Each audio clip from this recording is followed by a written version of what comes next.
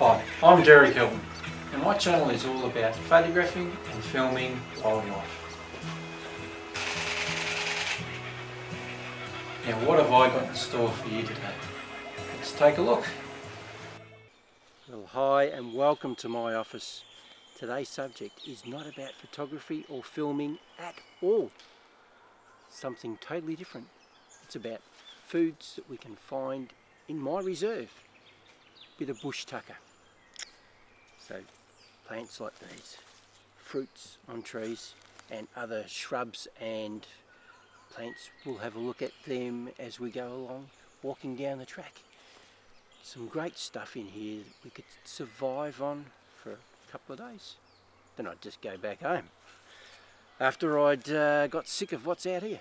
No, really, it's just about me practicing speaking to the camera, something a little different today. Swamp dock. It is all over the place up in the Dandenong ranges at the minute, in my reserve as well. Swamp dock's a bit like spinach to eat, or silver beet. Not a lot of flavour to it though. We have the core that runs down the stem, holds it all together, is quite a bit nasty, a bit bitter and bit fibrey, so we throw that away and we're left with the leaf like that. Chuck it in a little bit of water, boiling water, add it to the rest of your foods. Not bad eating at all, but yeah, there's not a lot of flavour to it. It's very mild. Lots of noises going on around here, not quite sure. The kids are hammering and banging up there with sticks, I don't know. Beside me is a prickly currant bush. Now the fruits don't really taste like currants as such, but for an Australian fruit, they're not bad, because most of them that I've tasted all have a bitter aftertaste. Some really strong, others quite light. There's a little bit in the odd one or two, but they're not bad. Very juicy, got the seed inside of course. Have a little bit of a planty sort of taste to it. Everything's mild, so you're really hungry, quite pleasant to eat. That one I didn't get a bit of a burn at the back of the throat. Sometimes you can. The prickly currant bush. Walk down the trail, grab a handful. Remember that they are prickly. I'd just like to point out at this stage that you shouldn't go running through the bush and just eat everything that looks nice, because it could be poisonous. You really need to check and make sure that what you're looking at is actually edible. Some plants, fruits, trees, they might come in 3 different forms. 2 might be poisonous, the other one might be edible, so you really need to check and make sure 100% that what you're looking at in your bush tucker book or online, that it is the right one, that it is edible. Right, enough of me preaching to you about getting poisoned. Bracken is one of our most famous survival foods in Australia. It's everywhere, just about every state you'll find it. The roots have a little bit of starchy fibre in it. Very thin roots, so you're not going to get a lot out of it, so you need quite a few to fill your tummy. But it's there if you're in a survival mode. Not very pleasant to eat. Raw, it's fibrous-y, yeah, it's dirty, it doesn't taste all that nice. Roasted up, it's not too bad. The new shoots that come up out of the ground, they're all curled up. You can eat them as well. I've eaten them raw. Not exactly my favourite thing that I've ever eaten. In my bush tucker book it says that it has a taste of a pea. Well, it doesn't taste like no bloody pea I've eaten before. It's soft, fibrous-y, not very pleasant. But if you boil it up, it's a little bit better. When it's in its raw state, you can see on these, it's a little bit sort of orangey, hairy stuff on it, and that's not very pleasant in the mouth, well, for me anyway. Another great survival food is the tree fern. This is the rough tree fern, named because of its trunk. It's very rough. grow to about 4 or 5 metres high.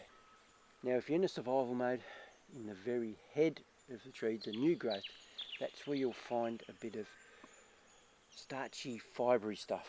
It's white, it's about a foot long at the very most, not very wide, maybe about 3 inches or even less. You can hack the top off, get into it, eat it raw. I've had a taste. It's fibrey, it's very unpleasant to eat, but man's got to do what a man's got to do and he's got to survive. You can roast them up and it's a little bit better.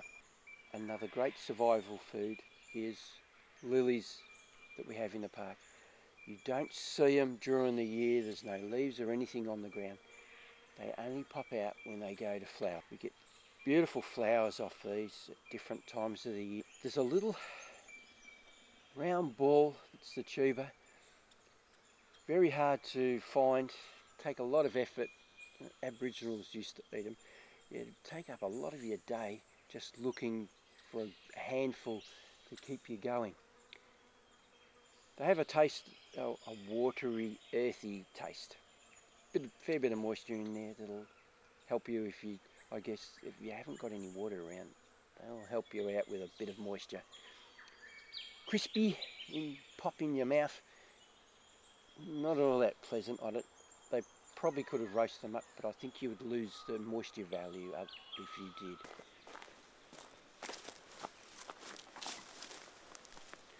Lots of these little bushes throughout the reserve at the minute, and right throughout the Dandenong ranges. They're really coming on now, and that is a small-leafed bramble. A little bit like a raspberry, little fruit on the end. The flavour is very flat though. It's not really particularly sweet, but they're nice. As you're going along through the bush, refresh your mouth if it's a bit dry. Slightly watery sort of taste to them, but there's not a lot of flavour to these, but nice to eat. You can see just starting to get a bit of a flower bud on there now. A few weeks time there'll be a fruit on there, slowly ripening, so maybe in about 3 weeks I might be able to have a feast, because there is tons of them right through here. Maidenhair, what a beautiful soft looking fern, great ground cover, just looks fantastic. You can use maidenhair as a herb. It has an overwhelming bitter taste to it that encourages vomiting.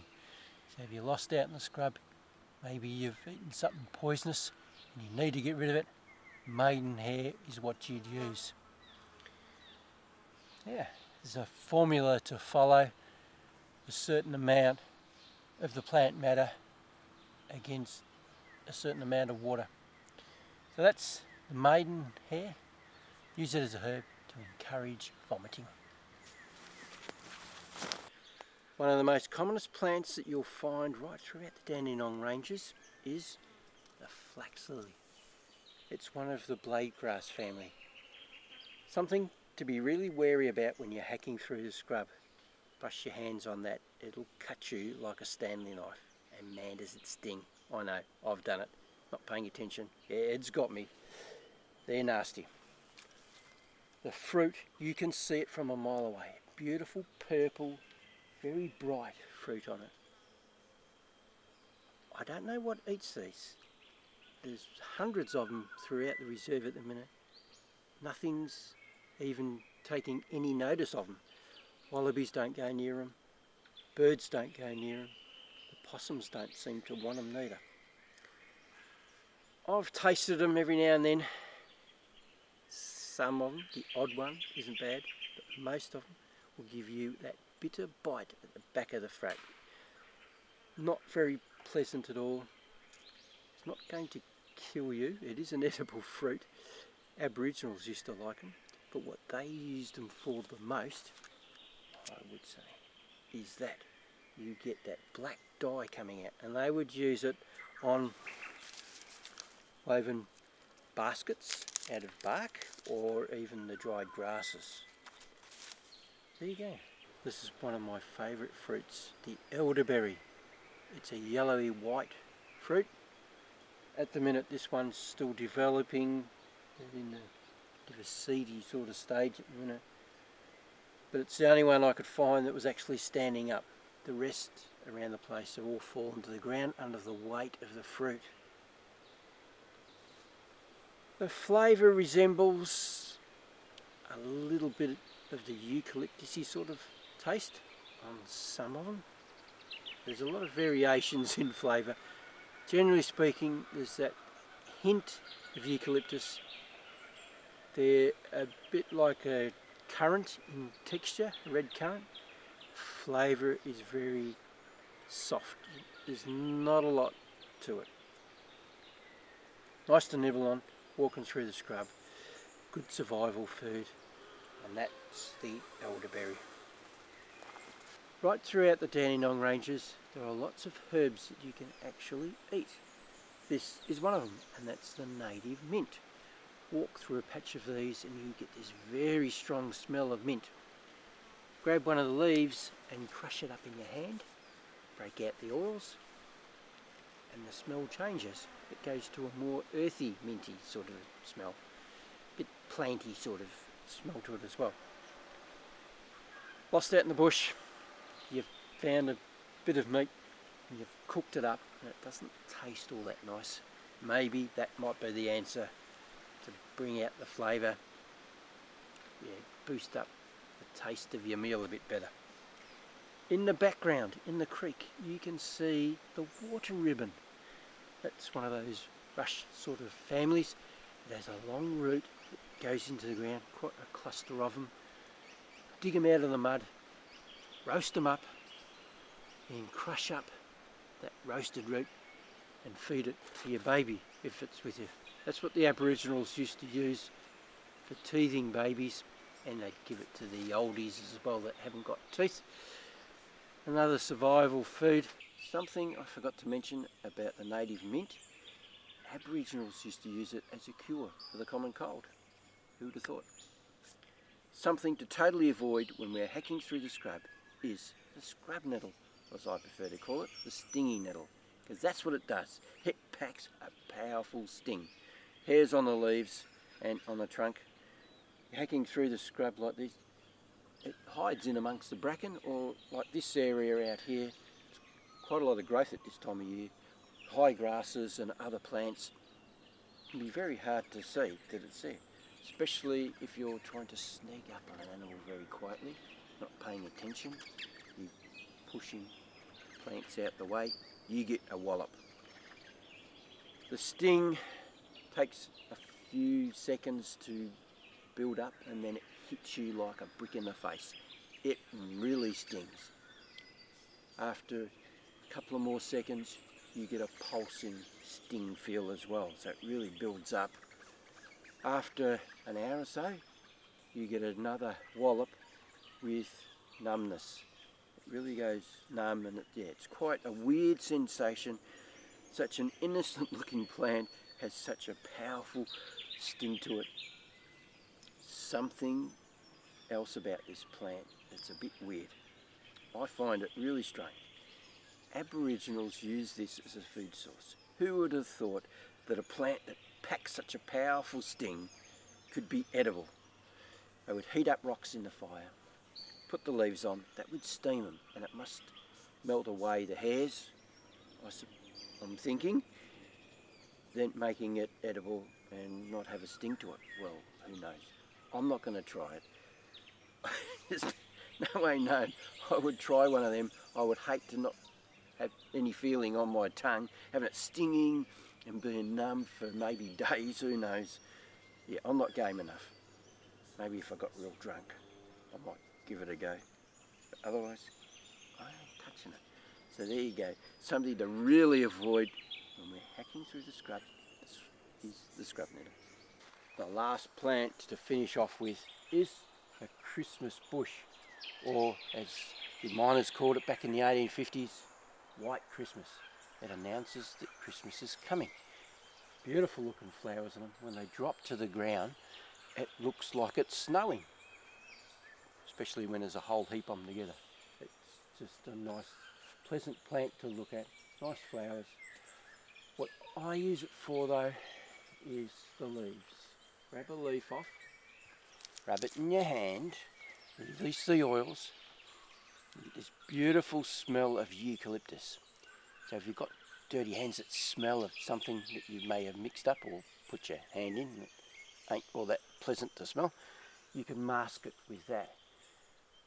And it'd be good for masking your body smell as well, if you don't want an animal to know that you're there. Handy for me. I don't know whether Aboriginals would have used this at all, but I'd love to find out. Maybe someday someone will be able to tell me. But that's all I've got for you today. Had a bit of fun looking at bush tucker, which interests me a lot. There's a lot more stuff in here we could talk about, a lot of herbs and things like that. But I thought maybe I'd just do one on things that are happening at the minute. That's enough for me today. If you'd like to subscribe, click on the subscription button down below. That was a hard word to say. And you'll get notification whenever I do anything else. And if you'd like to go and have a look at all the things that I've been doing in the past, or things that are going to come up in the future, click on my icon down below and it'll take you to my channel. Now just remember, if you don't do, you don't get. So get out there and start photographing and filming wildlife. See ya. Right beside me, I have a company. They're always laughing at me, heckling me.